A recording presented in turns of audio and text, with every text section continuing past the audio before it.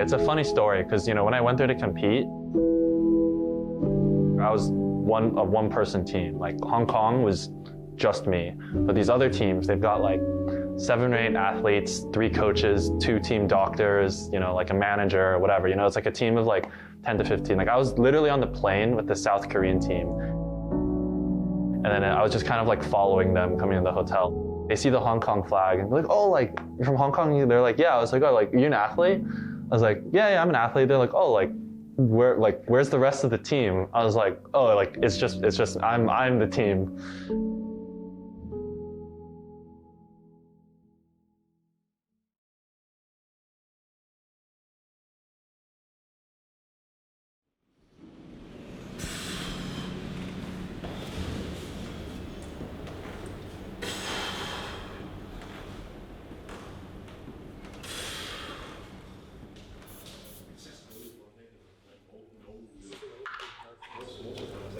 My training goal? Well, right now I'm trying to test my first attempts before my competition this Sunday.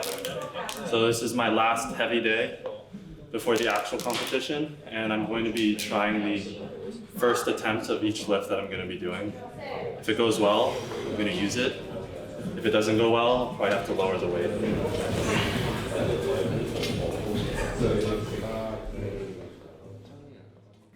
Yeah, well, I grew up playing baseball in Hong Kong. That was my main sport. So I started playing baseball when I was maybe like 7 or 8, and my goal was to play all the way until college.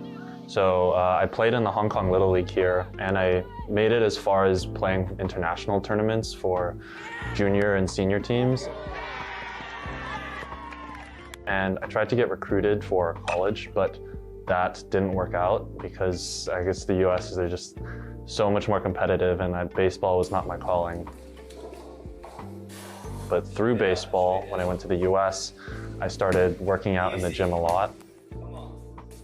And so like through the gym was how I came across weightlifting, because I was just Googling stuff on YouTube, like how can I get a bigger bench press, how can I throw faster, become quicker. And then I saw Olympic weightlifting on YouTube. Like I saw like the Chinese team, I saw the Olympics, and I just thought like that was so cool. I wanted to try it myself. So yeah, I just started doing it by myself in the gym. And then one of my teachers in high school at the time saw me trying doing it myself. I was doing it completely wrong. So he was practicing himself as well. His name was Mr. Wagner. He was actually my biology teacher. He kind of took me to the side and gave me some pointers, some tips, and then it just took off from there.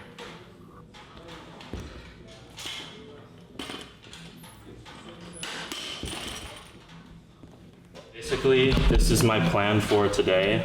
Gives me my warm-ups, so stretching, mobility. Every day, it asks you to input this information, so like sleep, how good you feel physically, how motivated you are, and then it gives you the weights and the exercises to do. So today I have snatch, 128 kilograms for 3 sets. And then you can actually rate how good they were out of 3, and then it programs and it tells you to go again. Or if, for example, if you say the lift is no good, then it tells you to drop weight and it adjusts automatically for you. So this is a very good app if you don't have a coach and you're just training by yourself.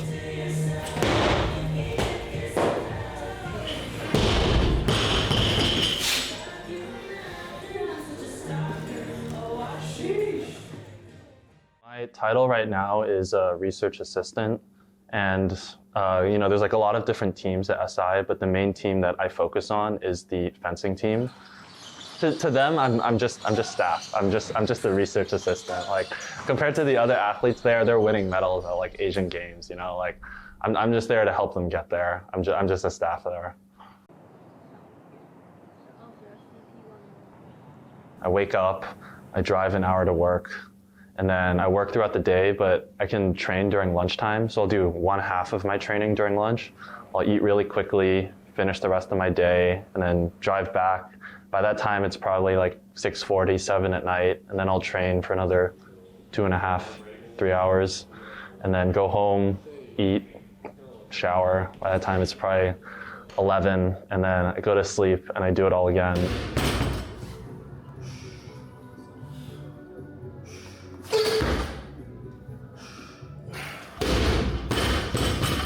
I'll be honest, it was very challenging, but at the same time, it was very rewarding as well. This period, this year, I really surprised myself by how much work I could do. I didn't think I could be able to handle it, but if you have a vision and you have the right motivations, it's really not that hard.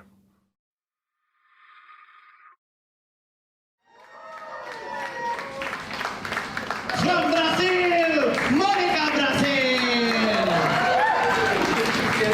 Taylor Hu! I volunteered to be a side judge, so I have to look for any bends, rebend in the elbows. So if they bend it, I have to give a red light. So if there's 2 out of 3 green lights, it's a good lift. If it's more than 2 out of 3 red lights, it's a no lift.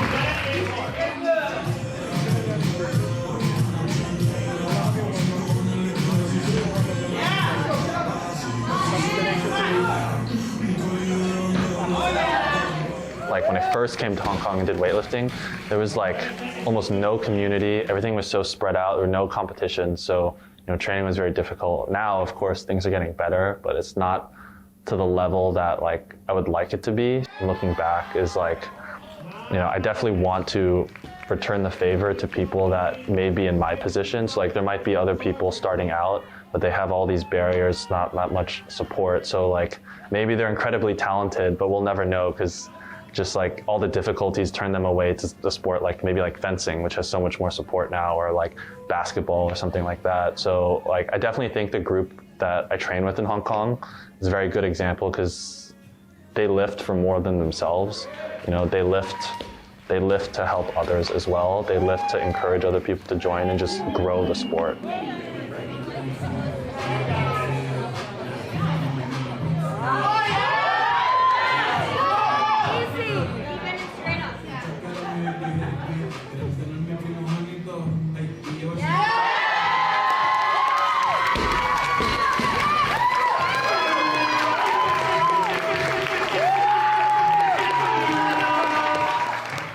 People are getting stronger and there's new competitors as well. So from what I remember, definitely more impressive than last year and then more impressive than the year before. So it's moving in a good direction and there's more spectators as well. I think the gym, the gym has a lot of followers and it's one of the gyms promoting weightlifting. Tomorrow's standards will definitely be higher than I've experienced in Hong Kong, but I'm looking forward to that. More nervous just because I don't want to disappoint anybody.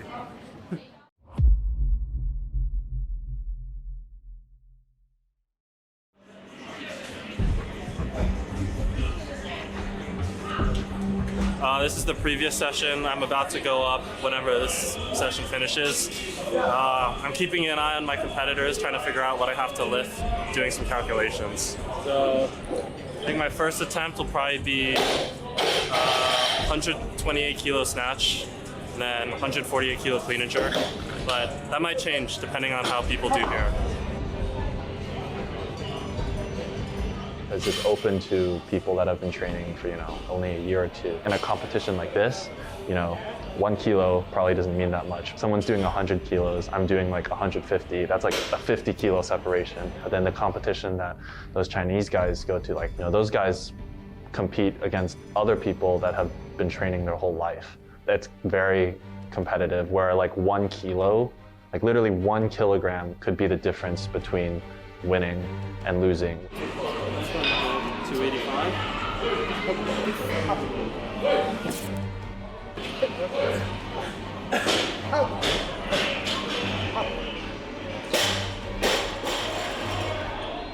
We were literally right next to each other, so we won't say anything to each other, but we're keeping an eye on each other, because I want to see like what kind of form he's in, if he's like walking out a snatch or if he's like missing in the back room. Like that's important information for me. I'm sure he was doing the same as well.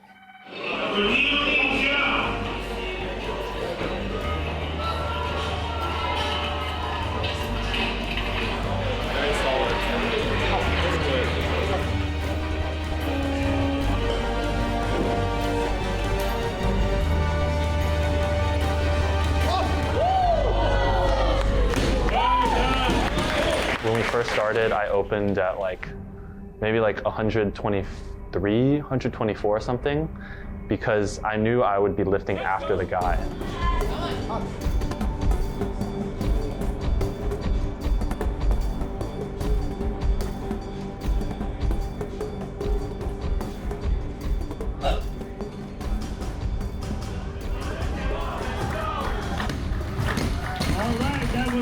But then that guy saw what I did, so he chose to go 1 kilo higher than me, forcing me out first.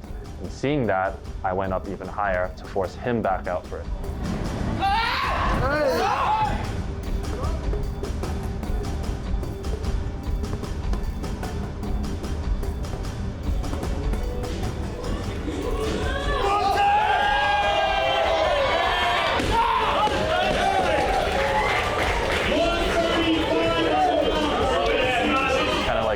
Like a game of like chicken, where like, you know, who wants to be the first one to start.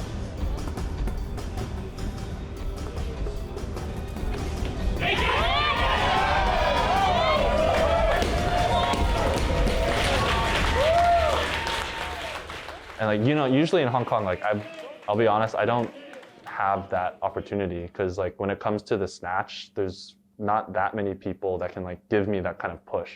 So like I was very happy when they came.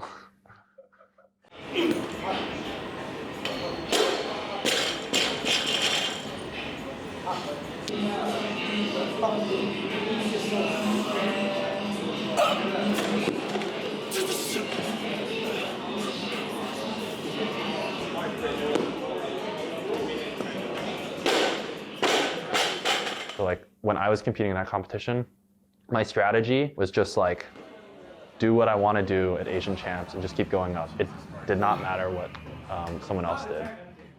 But in a bigger competition like that, these guys will choose weights that, you know, they think maybe, okay, like for example, I open at 150. The next guy opens 151. I could do 152 and beat him, but I know he's going to go up higher. So I'm going to choose something that I think is slightly out of his reach. So it's like, yeah, the timing is very important in those like elite competitions.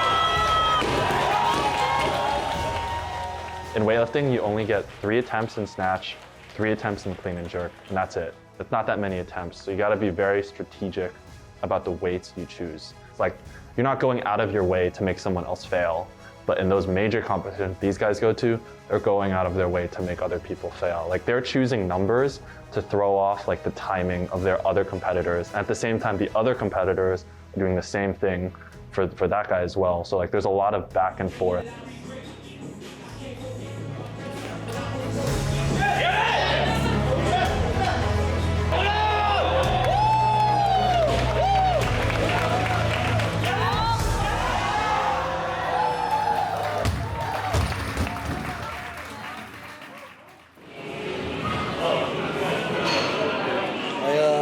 That was scary.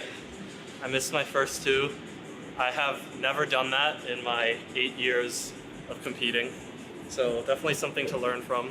They are very strong. I have never seen such high caliber of lifting in person so close before. They're very impressive. So compared to them, I would have needed to hit something ridiculously high in order to beat them, and that just wasn't happening today.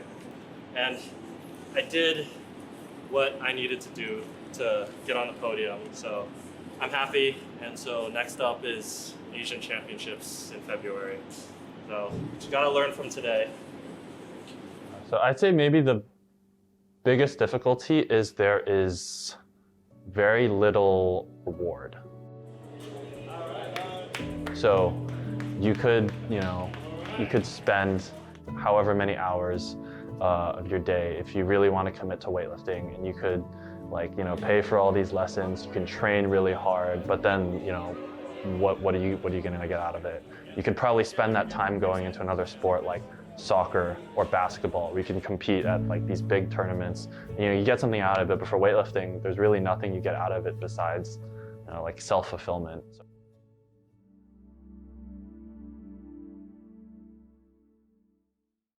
All right, so this is the training hall for the Guangdong team. Have you been to this kind of training hall before? Once in Beijing. Once in Beijing? Oh, the national team one, right? Only to look. Wow, this is so legit. I wish I could train today. So he had a friend in Guangzhou who's a professional weightlifter. So he's just like, oh, I'm gonna go visit. You should come. We can go train with him together. And so I got to see the professional Guangzhou team, and they're amazing. They're so much stronger than me. 他刚刚在车上我给他看。你吗？我的。这个是我保守的目标。保守目标。因为可能写太高的话不太好，因为有达不到会被教练骂。对。Oh, so this is the new facility, the weight room. I remember in high school, my grades were not great. I hated studying. And then I went into the weight room, and every day I'd go in, every day I'd lift a little bit more. And my dad said to me, he's like, okay, if you can put that much effort into weightlifting, think about how much better your studies would be if you put the same effort. And I just thought okay, I guess I could transfer those, the skills I learned from just enduring weightlifting, put it into studying. And then what do you know? That kind of attitude definitely helped me in a lot of other areas of my life as well. 有点意思吗，刘导？可以吗？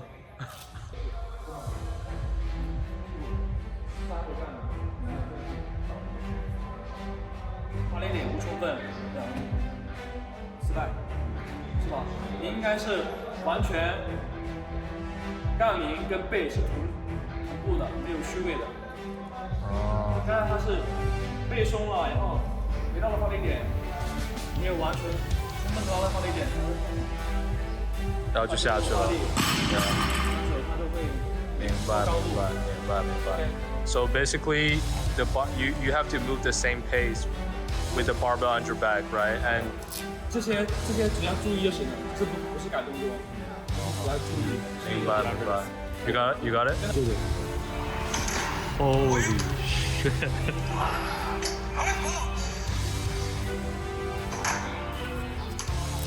I was training, and then to my right, there was a little 18-year-old girl, almost doing the same amount as I was. So it was very humbling, but it was also very cool because I got to see what that level was like before I actually went to competition.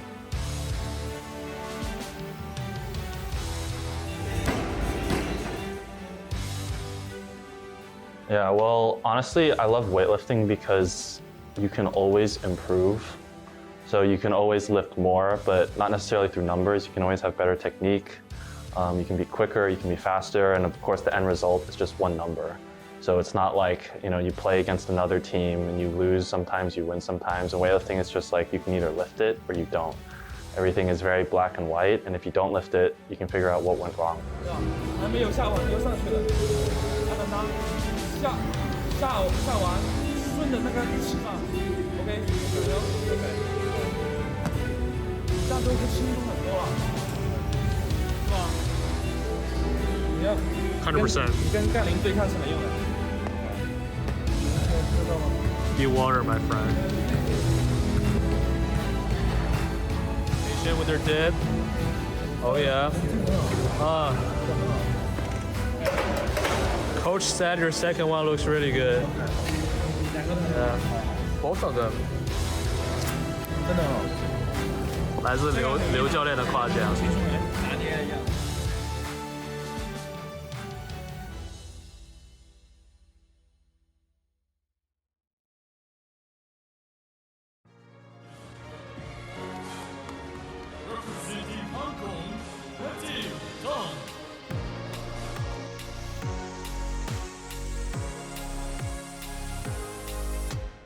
There's like a training hall where everybody goes to train and like practice before the competition. So I would show up and then there's like someone checking you in and the guy would like look at me. He's like, okay, like, are you Hong Kong? I was like, yeah. He's like, all right, like, where's everyone else? It's like, oh, it's just me. He's like, okay. So he lets me train and then the media team is around the floor filming all of the other athletes. You know, they don't think I'm like actually on a team. They just think I'm like some random guy training. So like, you know, we start to have a conversation and like I kind of tell him my story. And then the guy's like, oh, so you're actually competing? I was like, yeah, I'm competing. He's like, okay, like let us help you. So like they use their connections to find people in the competition and come help us. One of them invited me to go have dinner with him because it's like the hotel. So there's the athlete hotel. So like all the athletes eat there, not just the athletes, but like the officials as well. So like while we were having dinner, people would come up to him and go talk to him because he's the media guy. We had the Bahrain weightlifting president come talk to him, and then the Asian Weightlifting Federation, like the president would also come talk to him. So like I had dinner with them as well.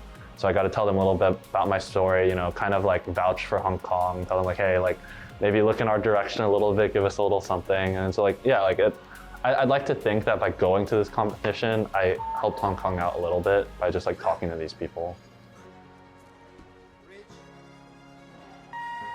Again, like I'm super lucky just to have people sympathetic to my story. Like this one wasn't even given to me by the weightlifting federation. Like a family friend saw my story on SCMP, and so she felt sympathetic and she just like sent my family like this whole care package of like Hong Kong gear, just like, you know, shirts, jacket, pants.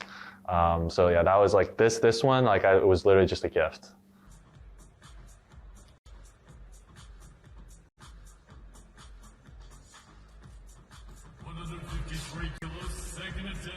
Another reason why I really love weightlifting is I think it teaches you a lot of very important lessons and skills to have in life. So like, for example, one lesson that I think has been really helpful is you have to be very courageous when you lift weights. So you have to really believe in what you're doing. No rush, full drive.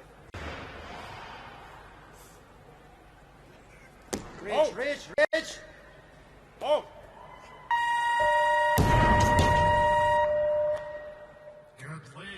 Which sounds kind of weird, but like the way I think about it is like when you go for a really heavy lift, even if your body can physically handle it, if your mind is not 100% committed, you won't be able to lift the weight. It requires a lot of intense focus and concentration down to the second.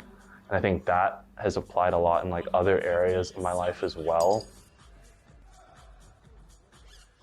You know, if I'm being quite honest, I'm nowhere near the level of these international weightlifters. You know, a lot of these weightlifters, when I say like they're professional, they're real professional. Like they train from birth, all their entire life, like their job is just weightlifting. And like, honestly, they're amazing to watch. And so like for me, starting it late in life, just as a hobby, you know, with no coach, coming from a different sports background, you know, I'd like to think I can compare with them, but their numbers are so far ahead of mine. So for me, going to these competitions, it's a lot more just about representation.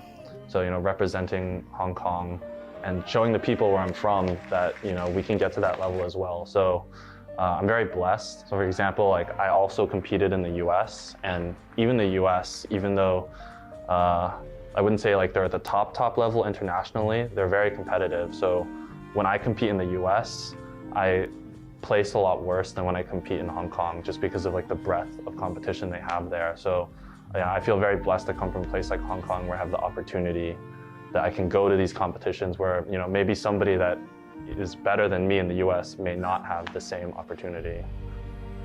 If you want to put it in comparison, my best snatch is 140 kilograms, and the winning snatch in my category was, I think, like 175 or something like that. So like 35 kilograms more.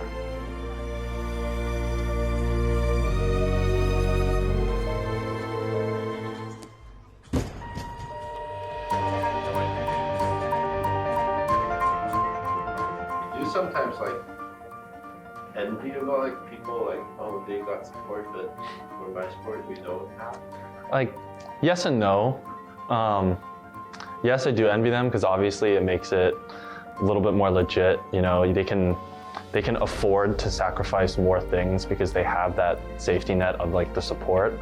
But also at the same time, I don't. I'm kind of glad that it turned out the way it did, as weird as that is to say, because it forced me to do a lot of things to kind of grow as a person. I can't just rely on support. I have to find my own means of going about something if I really do want to do it. I should have quit a long time ago because obviously like the sport is not supposed to give you a reward, but I mean like honestly just doing like this interview, going to the competition, you know, having this made, meeting people, getting the job, like it all came from the struggles I've had to overcome through having no support in weightlifting. So like, I'm kind of grateful to it in that way.